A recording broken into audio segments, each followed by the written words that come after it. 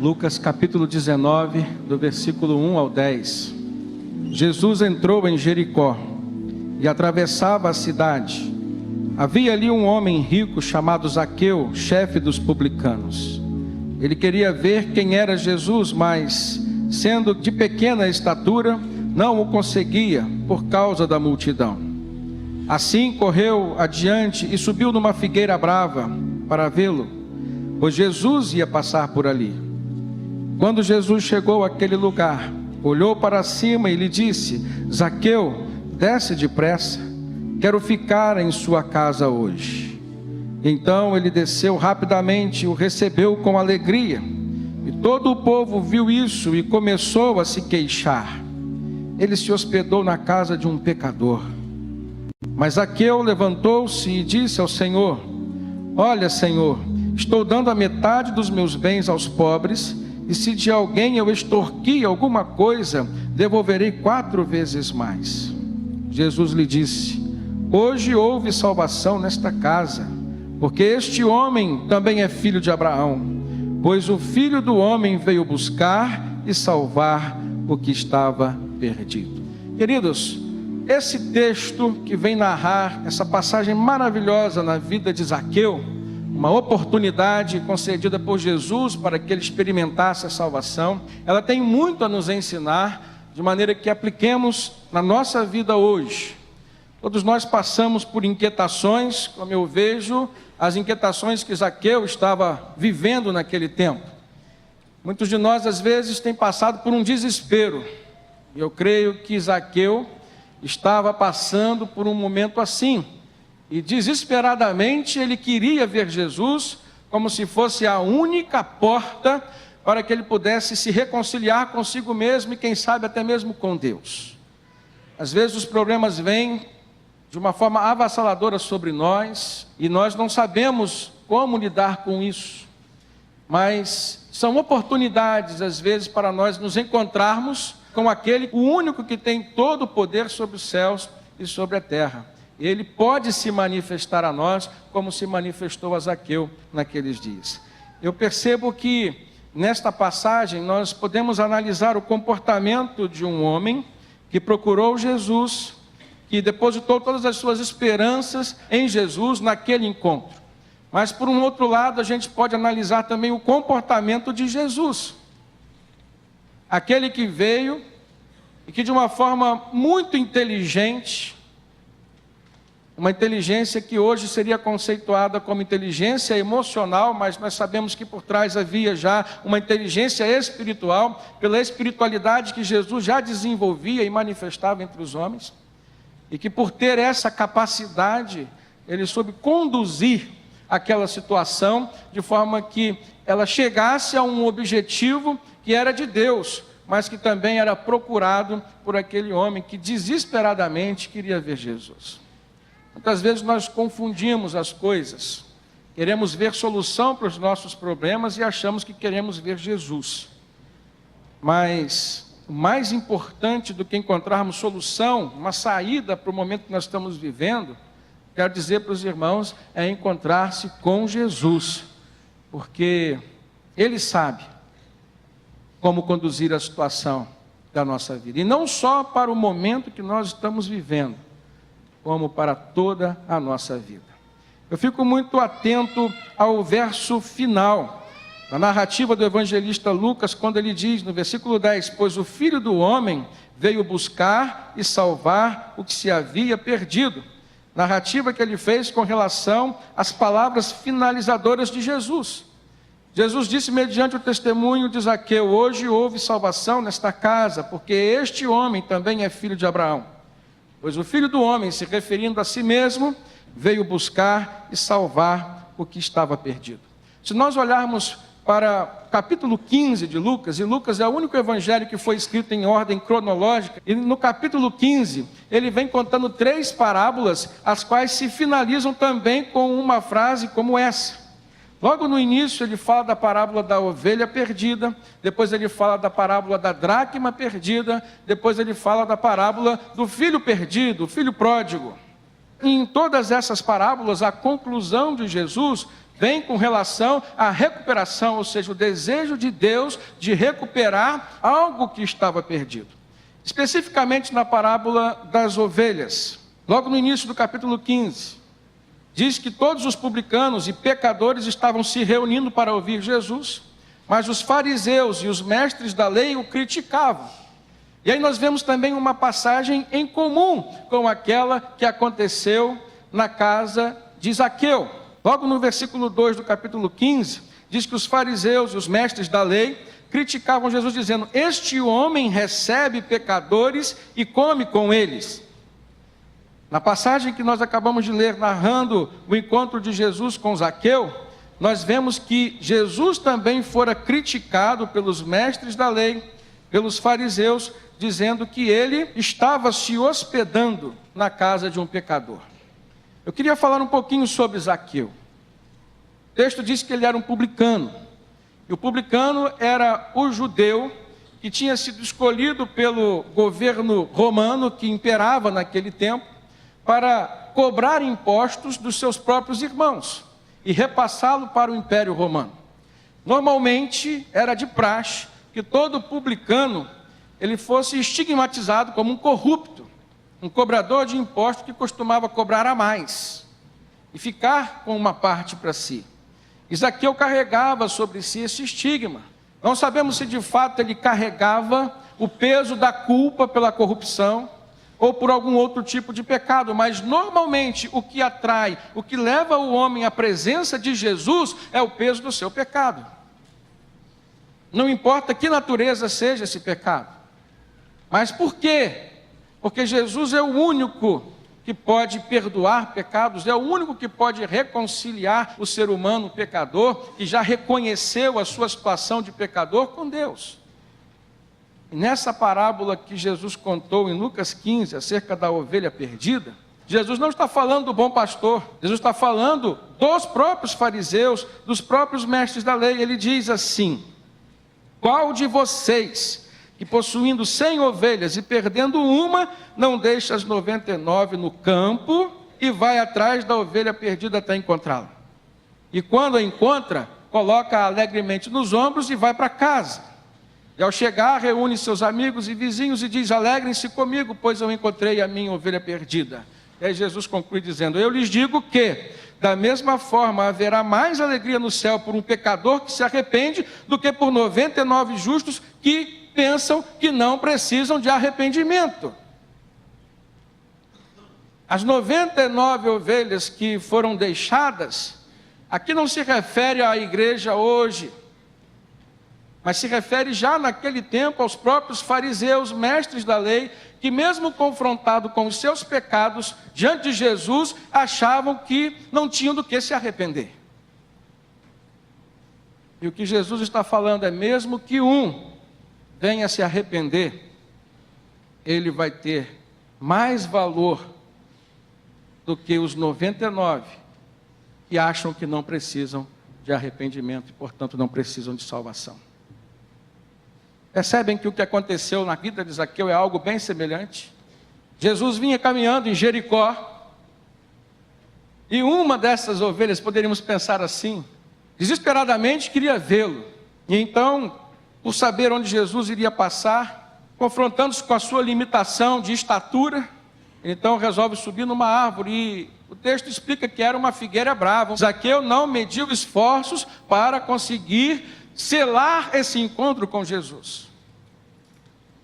Jesus então passando para e dá uma atenção especial para Zaqueu, e com palavras começa a conduzir o emocional daquele homem, o espiritual daquele homem, e diz: desce depressa, porque me convém pousar em tua casa hoje. E ali a gente vê Jesus tratando de uma forma muito especial as emoções, uma alma ferida, um espírito quebrantado, mas que ainda necessitava de perdão e, por consequência, de uma reconciliação com Deus. Há uma coisa que a experiência nos mostra, e a teologia afirma, que a alma da criação não encontra paz interior enquanto ela não se reconcilia com o seu Criador. É um vazio que existe dentro do nosso ser. E só quem já se converteu, ou seja, só quem já teve a experiência da conversão, sabe do que eu estou falando. Jesus entra na nossa vida e Ele preenche, Ele supre as nossas necessidades, porque passamos a confiar num Deus que nos assiste. O apóstolo Paulo escreveu na primeira carta aos Coríntios, no capítulo 2, versículo 15, quem não tem o Espírito, se referindo ao Espírito Santo, não aceita as coisas que vêm do Espírito de Deus, pois lhes são loucura, e não é capaz de entendê-las, porque elas são discernidas espiritualmente. Mas quem é espiritual discerne todas as coisas, e ele mesmo por ninguém é discernido. Pois quem conheceu a mente do Senhor para que possa instruí-lo? Nós, porém, temos a mente de Cristo. E um dos temas mais recorrentes em nossos dias é a inteligência emocional. Tema esse que a psicologia tem tratado, e que traduz como sendo um conceito relacionado à inteligência social. Ou seja, o indivíduo emocionalmente inteligente, ele é aquele que consegue identificar suas emoções, controlá-las com mais facilidade. Uma das grandes vantagens de uma pessoa que tem inteligência emocional, queridos, é a capacidade que ela tem de se automotivar, de seguir em frente apesar das suas lutas, das dificuldades que ela encontra. E a gente vê isso em Jesus. E quando Jesus vem e ele vive isso na presença das pessoas que o procuravam, ele começa a transbordar da sua espiritualidade, fazendo que os outros pudessem ser abençoados a partir do seu jeito de ser, de pensar, de dialogar, de ouvir e de falar. Existem algumas características da inteligência emocional, e a primeira delas é ser humilde sempre, e a gente vê isso em Jesus. Uma outra característica é a capacidade de controlar seus impulsos. Jesus mostrou isso o tempo todo. Canalizar as emoções para as situações mais adequadas. Praticar a gratidão e motivar as pessoas. Por último, desenvolver algumas empatias, além de outras qualidades que a gente percebe que nos ajudam nos nossos relacionamentos intra e interpessoais. Às vezes as dificuldades que nós estamos vivendo, elas residem dentro do nosso próprio ser. Não diz respeito aos nossos relacionamentos com os outros. É uma dificuldade intrapessoal. A gente precisa ser tratado no nosso interior. E isso, muitas vezes, essa falta de tratamento, essas dificuldades que nós enfrentamos dentro de nós mesmos, elas prejudicam aquilo que a nossa vida afeta. Como, por exemplo, casamentos, relacionamentos familiares, relacionamentos profissionais. A gente vê um Jesus que caminhou entre os homens, sem discriminar ninguém, apesar de que andavam com ele algumas pessoas que se sentiam no direito de escolher a quem Jesus deveria se reportar, na casa de quem Jesus deveria entrar, a quem Jesus deveria ouvir. Eu falo para uma igreja cristã hoje que muitas vezes se comporta assim. E se espelha nos discípulos de Jesus, sim, mas devemos nos espelhar nas coisas certas que eles faziam. Porque aqui está bem explícito algo errado que os discípulos faziam. Querer determinar quem era e quem não era digno de estar na presença de Jesus, de ouvir a sua palavra, de recebê-lo na sua casa. Então Jesus foi essa referência no campo da espiritualidade, portanto, referência na área da inteligência emocional. Pense comigo, ele suportou a dor da rejeição, isso é um tema da psicologia. Justamente porque o apóstolo João diz que ele veio para os que eram seus, mas os seus não o receberam. Jesus foi rejeitado pelos judeus. Ele suportou perseguições como as dos fariseus, que sempre queriam dar um jeito de prendê-lo. Ele suportou decepções como diante das negações que Pedro fez a seu respeito. Diante da incredulidade de Tomé, um dos seus discípulos. E Jesus fez questão de, quando ressuscitou, ir até eles. Deu uma oportunidade a Pedro, deu uma oportunidade a Tomé. Permitiu que Tomé tocasse nas suas cicatrizes. Jesus soube lidar com tudo isso, soube lidar com a traição de Judas. Soube lidar com a dor, o medo da cruz. Ele suportou a cruz, a própria cruz. Então a gente vê o apóstolo Paulo falando aos Filipenses, na sua carta, no capítulo 2, versículo 5, tende de vós o mesmo pensamento que também teve Cristo Jesus, que embora sendo Deus, não considerou o ser igual a Deus algo a que deveria se apegar, mas ele esvaziou-se de si mesmo, aquilo que no grego era conhecido como kenosis, um esvaziamento que a pessoa faz de si mesmo. É quando a diferença de religião não é problema para a nossa comunhão.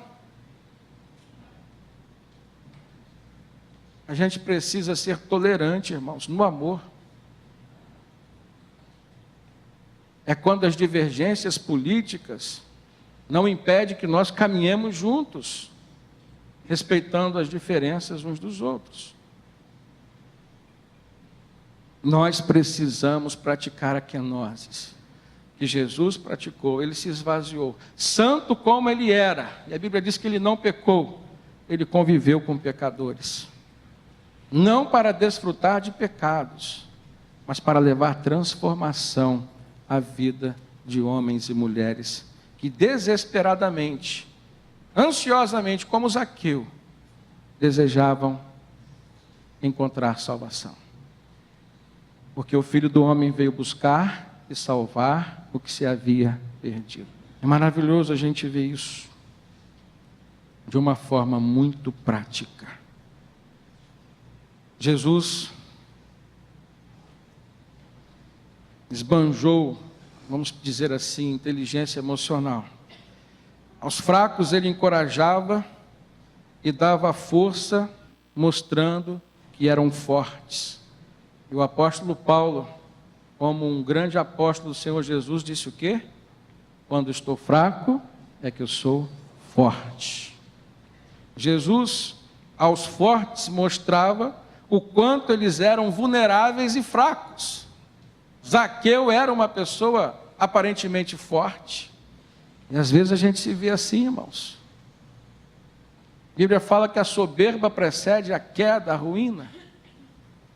Aos pobres, Jesus fazia que eles enxergassem a sua própria riqueza. Ele disse o que? Não ajunteis tesouros aqui na terra, onde a traça e a ferrugem corrói, mas ajunteis tesouros no céu. Dizendo que a verdadeira riqueza não está nas nossas contas bancárias, na quantidade de imóveis que nós temos, na casa onde nós moramos, no carro que nós compramos, mas a verdadeira riqueza é aquela que o dinheiro não pode comprar, e que só Deus pode dar. Você pode ter tudo isso, se você não tiver Jesus no seu coração, você vai ser uma pessoa pobre. Aos poderosos, Jesus mostrava a inutilidade das suas fortunas. E o que isso é, senão o equilíbrio que o Espírito Santo traz para nós?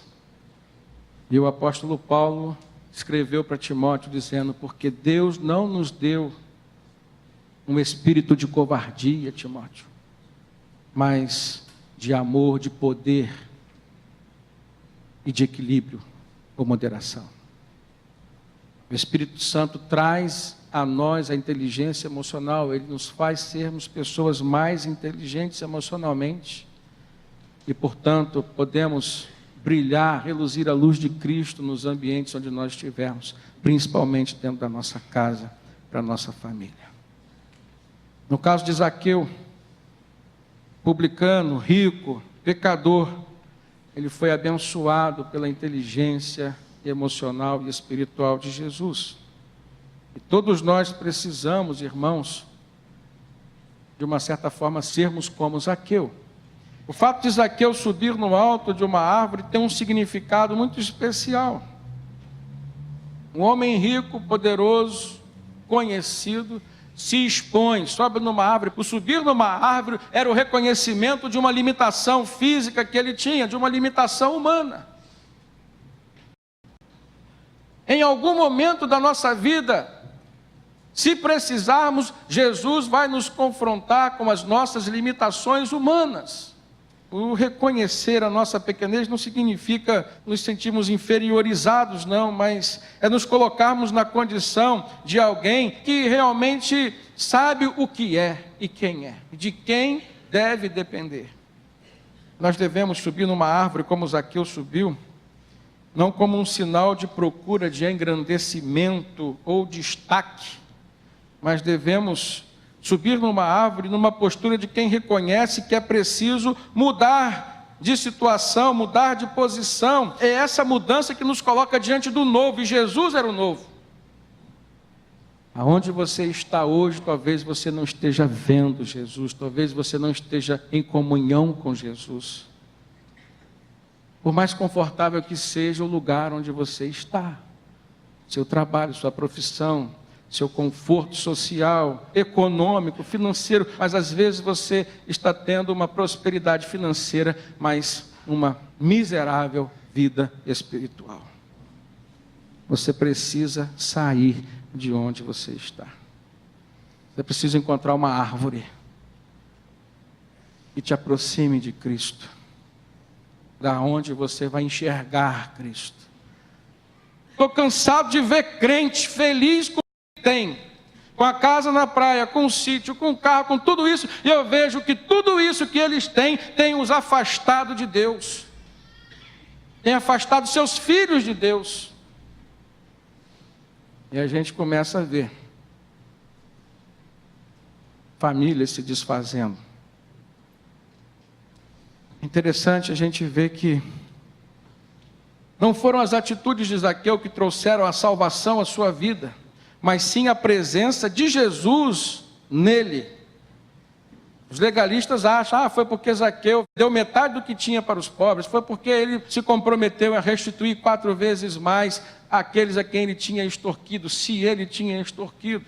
Foi por nada disso que Jesus disse, hoje houve salvação nesta casa. Salvação chegou naquela casa, na vida de Zaqueu, porque Jesus o transformou desde o primeiro momento que com ele se relacionou. Aliás, desde o momento em que ele sentiu o desejo de ver Jesus.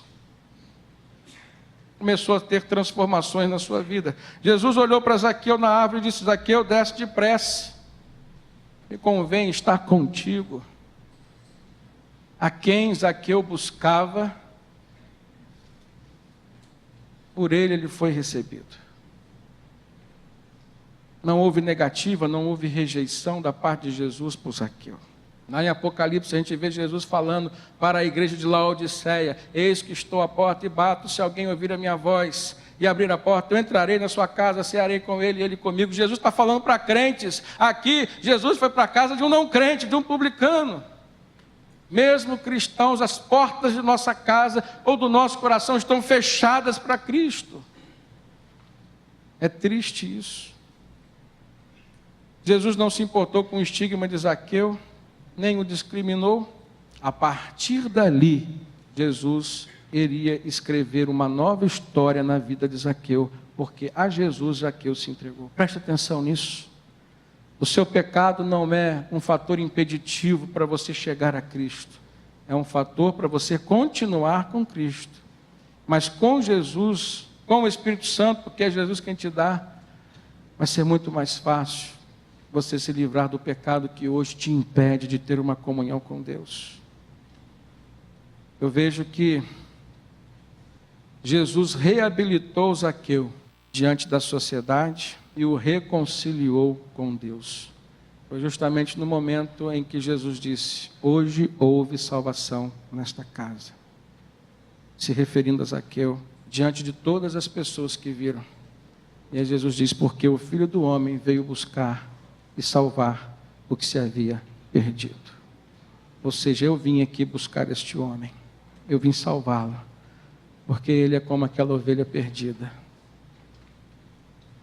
que se perdeu, mas se arrependeu, e quis se reconciliar com Deus. Amém?